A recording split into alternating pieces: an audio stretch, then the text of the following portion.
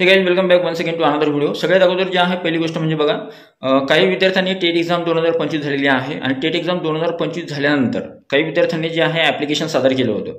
म्हणजे काही विद्यार्थ्यांची विचारणा होती की महाराष्ट्र राज्य परीक्षा परिषद यांनी जो निकाल लावलेला आहे टेट एक्झाम 2025चा, त्या निकाल लागल्यानंतर काही विद्यार्थ्यांचा स्कोर चांगला आलेला आहे, काही विद्यार्थ्यांचा स्कोर थोडा कमी आला होता।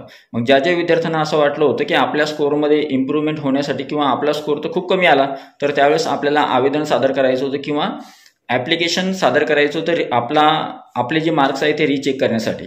ठीक आहे, तर ज्या विद्यार्थ्यांनी रिचेकसाठी ॲप्लिकेशन सादर केलं किंवा ईमेल पाठवले महाराष्ट्र राज्य परीक्षा परिषदेला, त्या संदर्भातची जी अपडेट आहे ती आतापर्यंत तरी आता सद्यस्थितीमध्ये तरी अशी आहे की महाराष्ट्र राज्य परीक्षा परिषद यांचा जो आहे कोणत्याही प्रकारचा त्याला प्रतिसाद नाही आहे। ईमेल जो आहे ज्या विद्यार्थ्यांनी ईमेल पाठवला होता त्यांना जे आहे त्या गोष्टीबद्दल ॲन्सर जे आहे तिकडून आलेलं नाही आहे आतापर्यंत। आणि असं माहिती कळते की ॲक्च्युली एक्झाम कंडक्ट केली होती IBPSने, एक्झाम घेतली होती IBPSने एक्झाम घेतल्यानंतर तो जो डेटा आहे म्हणजे जो रिझल्ट होता, नॉर्मलायझेशन तर झालेलंच होतं। IBPSने एक्झाम कंडक्ट केली वेगवेगळ्या शिफ्टमध्ये वेगवेगळ्या दिवसांमध्ये, त्याच्यामुळे नॉर्मलायझेशन केलं। नॉर्मलायझेशन झाल्यानंतर नॉर्मलायझेशनच्या अगोदरचे मार्क्स किती होते, नॉर्मलायझेशनच्या नंतरचे मार्क्स किती होते, ही जी माहिती आहे ती सुद्धा दिसावी यासाठी सुद्धा प्रयत्न सुरू होते। वेगवेगळ्या शिक्षक संघटनांनी सुद्धा यासाठी प्रयत्न केले होते। IBPSची एक ओळख अशी आहे की IBPS परीक्षा घेते पण जो डेटा आहे तो डेटा कोणासोबतही शेअर करत नाही किंवा कोणालाही देत नाही। म्हणजे तुम्ही जर म्हणलं की नॉर्मलायझेशनच्या अगोदरचे मार्क्स आम्हाला सांगा आणि नॉर्मलायझेशन नंतरचे मार्क्स सांगा, तर नॉर्मलायझेशनच्या अगोदरचे मार्क्स तुम्हाला दिसणार नाही किंवा सांगितले जाणार नाही, कारण की ते जे आहे त्यांच्या पॉलिसीमध्येच बसत नाही थोडक्यात।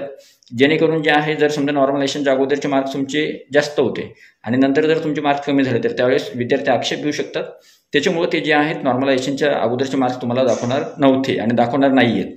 दुसरी महत्त्वाची जी गोष्ट आहे ती आहे महाराष्ट्र राज्य परीक्षा परिषदेकडे काही अभियोगधारकांनी विनंती केली होती किंवा अर्ज केले होते की ईमेलद्वारे की आमचा जो फॉर्म आहे किंवा आमचे जे मार्क्स आहे ते परत एकदा रिचेक करण्यात यावे, कारण की आमचा स्कोर जो आहे तो खूप कमी आहे। म्हणजे मी जशा प्रकारे आमचा पेपर गेलेला आहे किंवा जशा प्रकारे पेपरची काठिण्य पातळी होती आणि आम्ही जशा प्रकारे पेपर सोडवलेला आहे तर त्यानुसार आमचे मार्क्स खूप कमी आलेले आहे। परत एकदा आमचा पेपर जो आहे रिचेक व्हावा आणि नंतर जे आहे आमचा फायनल स्कोर जो आहे तो आम्हाला कळावा। त्यासाठी जे आहे विद्यार्थ्यांनी ॲप्लिकेशन सादर केलं होतं, पण त्या संदर्भात सद्यस्थितीमध्ये तरी काही अपडेट आलेली नाही आहे। सद्यस्थितीमध्ये ॲज इट इज जसे तुमचे मार्क्स आहे किंवा जसा तुमचा स्कोर आहे तो स्कोर तसा राहताना दिसतोय आणि येणाऱ्या काळामध्ये सुद्धा असं वाटतंय आता सद्यस्थितीमध्ये की कदाचित त्याच्यामध्ये चेंज होणार नाही आहे। बघूया आता येणाऱ्या काळामध्ये खरोखर त्यामध्ये चेंज होतो किंवा नाही होत।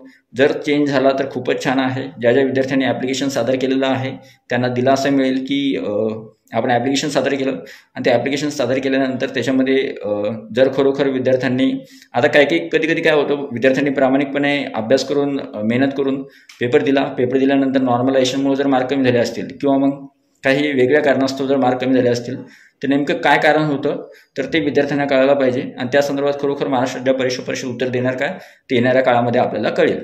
तर ही होती दुसरी महत्त्वाची अपडेट। आय होप हा जो व्हिडिओ तुम्हाला आवडला असेल, व्हिडिओ आवडला तर व्हिडिओला लाईक करा, हा जो व्हिडिओ जास्तीत जास्त शेअर करायला विसरू नका। भेटूया पुढच्या व्हिडिओमध्ये, तोपर्यंत व्हिडिओ बघितल्याबद्दल thank you so much, take care, bye bye.